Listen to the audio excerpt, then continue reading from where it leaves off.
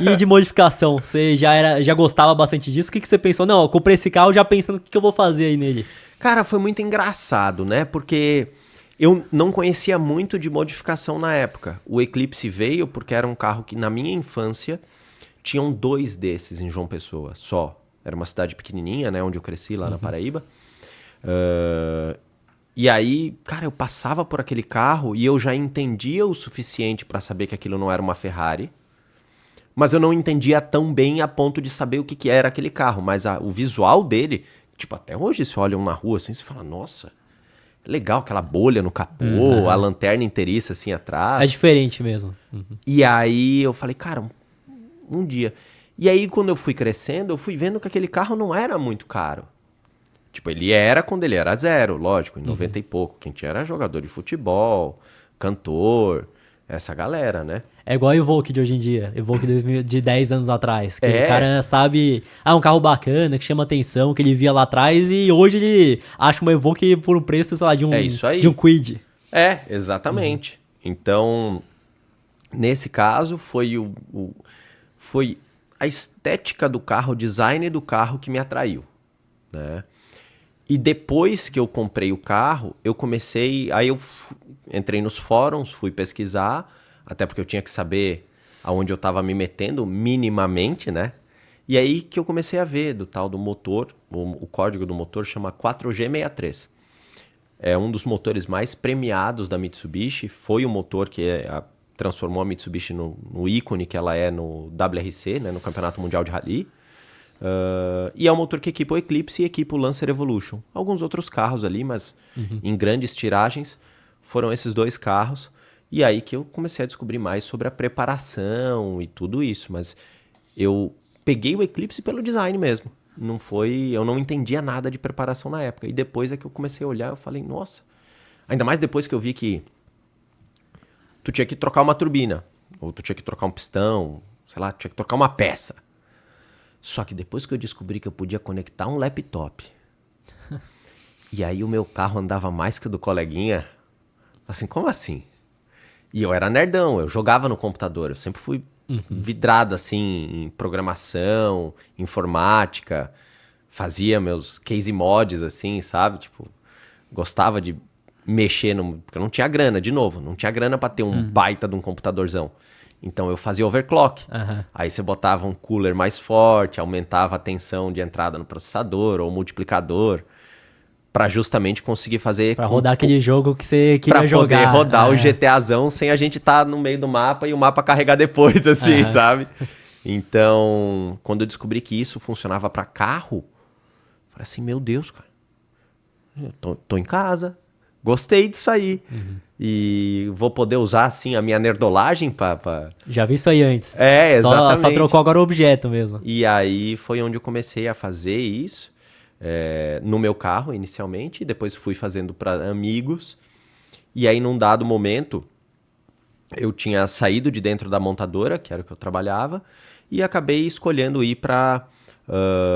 fui piloto de teste. Acabei sofrendo um acidente grave. Não aconteceu nada comigo, mas o acidente foi muito feio, assim. E aí você dá aquela repensada, né? Tipo... Como é que é ser piloto de teste, assim, no dia a dia? O que você tem que fazer?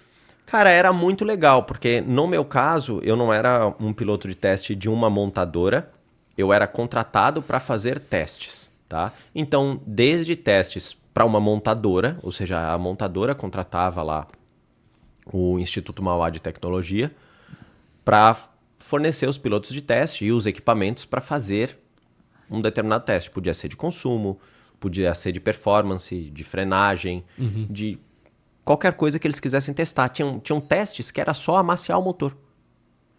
Então, para eles era mais barato pagar para nós pegarmos o carro numa pista e rodar ali 2.000 quilômetros amaciando o motor para entregar isso para um engenheiro deles fazer o teste. Pô, pior que 2.000 km tem que rodar na pista. Pô, roda muito, velho. Ou seja, eram testes muito chatos, assim. Porque tu não pode nem acelerar. Tipo, 2.000 km a 190 por hora ali numa pista fechada. Aí é mais divertido. É legal pra caramba, pô. Mas imagina o tanto de pneu que vai gastar também em 2.000 km, né? Mas nem podia, a gente tinha que vir na velocidade certinha, e aí depois desce a velocidade, daí depois impõe carga, depois volta. Tinha uma série de procedimentos ali a serem seguidos, né? Mas tinham os testes mais legais, então eventualmente a gente chegou a testar, eu cheguei a testar, assim, alguns carros, sei lá, Audi R8, Corvette. Na época, pô, 20 e poucos anos, vivia o sonho. E eu não tava nem me importando que o carro não era meu, assim, sabe? Porque eram carros que, da realidade de onde eu vim... Onde que vai ver um carro desse, né? Difícil. Onde que eu... Primeiro, você falou certo. Onde que eu vou ver? Porque a gente não via tanto esses carros em João Pessoa. Porque não tinha uma oficina especializada para tratar desses carros. Hoje já mudou muito, né? Acho que o mercado brasileiro evoluiu em diversas frentes. Nessa de manutenção, por exemplo, bastante. Então, onde é que eu vou ver um carro desses? E, cara, eu tava dirigindo um carro desses. E pra mim aquilo ali era, pô, literalmente vivendo o sonho, né? E ainda por cima, eu era pago, eventualmente, pra sentar-lhe o sabugo num carro daqueles e ver quanto fazia no 0 a 100, no 0 a 200, enfim. Aí um dia tá lá fazendo teste de 2.000 km no carro que você não pode nem acelerar. No outro aí, tá lá com o R8 já. Exato. Então eram altos e baixos, mas certamente foi uma fase muito legal, assim, eu fui muito feliz enquanto fui piloto de teste. Eventualmente acabei descobrindo rapidamente a função de ser piloto de teste. Porque você tá lá pra testar. Inclusive, os testes dão certo e às vezes dão errado. E, na verdade, você está lá justamente para evitar que dê errado com um consumidor da marca. Então, tem que dar errado durante o desenvolvimento. Você tem que fazer validação de produto. E isso dá errado mesmo. Né? Assim... Que carro que já deu errado lá o teste que você viu? Vixe, esse aqui e tem alguns momentos que tem um risco muito grande de quem está testando de sofrer um acidente grave ou não eles tentam evitar ao máximo. Eu perdi uma roda. Tava andando, a roda quebrou o cubo. E foi esse o acidente que você teve que foi esse o acidente grave, mas assim, tem desde testes de, o coxim do motor quebrou e ok, aí ele só fica fazendo barulho, batendo ali, mas obviamente que você tá lá testando, pode um pneu estourar, pode acontecer uma série de coisas. Lógico, por essa razão nós fazemos os testes. Não, o de consumo não é dentro da pista, o de consumo realmente é de mundo real. Mas é consumo, você não acelera, pelo contrário. Você tem que andar ali cadenciado. Mas os testes de performance sempre são dentro de pista, com toda a estrutura lá para conseguir prestar um pronto atendimento, né? Mas, cara, numa dessas você pode se machucar, né? Então... tá dentro do previsto, é uma profissão de risco. E ganha bem, ganha salubridade, como é que é? Cara, você ganha em salubridade, porque evidentemente é uma profissão de risco, mas não é que ganha, tipo, rios de dinheiro, assim, não, né? Tudo, logicamente, vai depender um pouco do que você é, porque eu ali tava ainda cursando engenharia na época, né? Então, eu não tinha nem ainda o meu diploma, mas óbvio que um engenheiro que é piloto de testes tem ali já um outro patamar. Seguramente que era pra eles que eu amaciava o carro, entendeu? Porque a hora dos caras era muito mais cara que a minha. Mas beleza. Então eu tava ali galgando essa caminhada. E aí, aquele foi um momento, quando eu sofri o acidente... Na verdade, não quando eu sofri, mas depois que eu saí... Foi no meu... Cara, foi no meu 89º dia de trabalho. Então, eu faltava um dia para vencer o meu período de experiência. Porra. E aí, foi muito doido, porque como eu me acidentei, eu tive que fazer uma avaliação médica. E se eu falasse que eu tava com uma dorzinha no meu dedão, eu teria sido efetivado como funcionário. Eu teria ganho uma porção de enfim, benefícios ali de CLT. Mas logo depois do acidente, eu já tava meio que assim...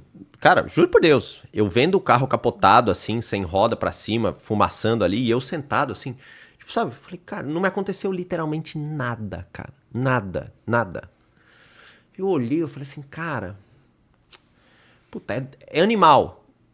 É muito legal, mas todos os dias eu praticamente eu pegava um carro, rodava 400 km por dia.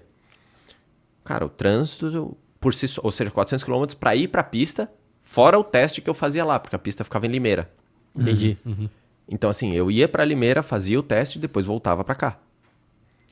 Cara, o risco que você está exposto nisso é muito alto. Porque o trânsito é... Sim, e é uma frequência diária ainda? Uma frequência diária, então você vira estatística, fatidicamente. Né? Não dá, contra os números, não tem o que a gente possa fazer. Né? É só botar a lei dos grandes números aí, que você vai fazer 1 ano, 2 anos, uma hora ou outra. Uma hora vai dar ruim, né? Alguma coisa. Sim, seguramente. E não é porque eu tô acima da velocidade, é um carro que solta uma peça, voa, dá no meu para-brisa, se aquilo ali acertar, pegar na testa lá, tô lascado. Então, obviamente que naquele momento eu olhei e falei, cara, eu já ganhava mais dinheiro cobrando tipo R$1.000 por cada carro que eu acertava para amigos dos amigos, porque daí os amigos já tinham o mapa. E aí esses amigos recomendavam pros amigos deles. E aí eu falava, dá R$1.000 lá, vai. E na época era, o pessoal cobrava 3, 4, 5 para fazer isso. Comercialmente falando, tipo, o pessoal que já tinha loja, né? E aí foi o momento que eu falei, cara, eu já tava ganhando mais assim, pegava um final de semana, fazia um pro final de semana e já tava ganhando R$4.000. Acho que não tá valendo a pena esse daqui, vou focar mais no outro, né? Na época eu era piloto de teste e ganhava 3. Mas, vale a refeição, né? Aquelas coisas todas. E eu falava, cara, talvez isso aí seja algo que sabe aquele cheirinho de sangue na água que o tubarão sente? Eu falei, cara, talvez tenha algo ali para conseguir diferenciar. Eu já era cliente, eu já tinha essas dores. Na época eu já estava conseguindo manter o meu carro, mas eu já tinha tomado, pelo menos na parte de decisões, eu já era muito mais educado por pesquisar, por ler, né, para saber como cuidar e como fazer manutenção num carro antigo, muito mais do que quando eu tinha começado ali. Então meu carro já não dava mais problema, eu já gostava muito de comentar nos fóruns sobre as minhas experiências, e aquilo ali também motivava as pessoas a seguir aquelas boas práticas. E aí foi o momento em que eu fiz a transição e abri o CNPJ. E isso antes de você ser conhecido na internet? Bem antes. Bem depois, isso, então? Cara, o meu CNPJ é de 2013. Ah, é tempo então, hein? Faz um tempinho. E a internet ajudou muito a conseguir escalar, conseguir crescer muito mais a tua empresa? Sem sombra de dúvidas, né? Porque eu passei por algumas nuances. E aí talvez a gente possa até passar alguns paralelos ali frente ao que vocês também enfrentam aqui no mercado de investimentos. Porque eu acabei vindo ali de um produto extremamente nichado, digamos assim. É um remap, é uma calibração de um carro antigo, pouco confiável. É um mercado... você não vê muitos Eclipses rodando na rua, assim, da Mitsubishi. Então, assim, era um mercado muito pequeno. Então, na época, era uma mão de obra extremamente valorizada, alta, e um serviço extremamente customizado para o cliente, né? E escalar isso vai exatamente na contramão de tudo, né? Porque, o cliente que paga um pouco mais, ele quer uma experiência mais... mais premium, mais próxima, individualizada, né? Para aquela necessidade dele. Então, o desafio foi como conseguir escalar algo que é tão pessoal quanto uma reprogramação. Porque assim, eu posso pegar e fazer uma reprogramação e vender, olha, essa é a reprogramação do ACF, tá aqui. Pá. É isso aqui que eu vou te entregar. Você gostou disso? Joia. Se não gostou, você pode ir em outro lugar. Mas não. Assim como você pode ir lá e comprar um Big Mac, você pode pegar o seu Big Mac, tirar o picles, tirar o queijo, tirar o alface, sem molho especial. Você pode fazer isso. Então, a ideia foi implementar isso dentro da receita que nós tínhamos. A base, ela não muda. Porque a base, ela é o quanto literalmente aquele motor consegue tolerar dentro das margens que a gente tem dentro da fábrica que eu consigo trabalhar. que até é um outro ponto que depois provavelmente é a dúvida de muitas pessoas que não entendem muito a fundo, tipo assim, pô, se você vai lá, reprograma e deixa com tantos cavalos a mais, por que já não vem assim de fábrica, né?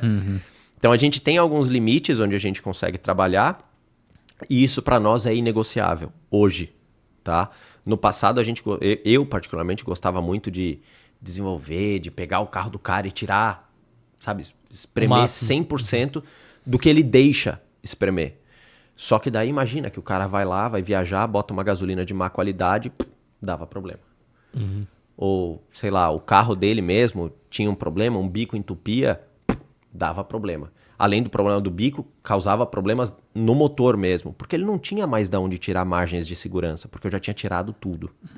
Né? Entendi, deixa muito mais suscetível a qualquer erro já interferir no motor. Sem sombra de dúvidas. É um investimento de alto risco.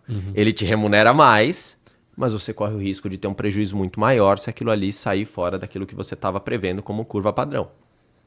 Na preparação de carros a gente consegue ter a mesma coisa. Para quem vai competir, pô, se vocês estão numa competição de qual é o melhor investimento, ou vocês estão competindo dentro das empresas que fazem isso aí, quem consegue realmente ter o melhor lucro, a melhor lucratividade, na verdade, beleza. Tem coisas que são válidas, porque você tá lá para ganhar, não para ficar em segundo. Você tá lá para ganhar. E é um uso específico, né? Você vai estar na pista, onde não vai estar no meio de uma estrada e vai dar algum problema. Exatamente, é um uso muito específico. Você tá literalmente, digamos assim, quase a gente chama na programação ali num sandbox. Porque você vai testar aquilo ali. Você não vai pegar todo o seu patrimônio e fazer uma loucura dessas. Porque é loucura. Mas, por exemplo, nós conseguimos ali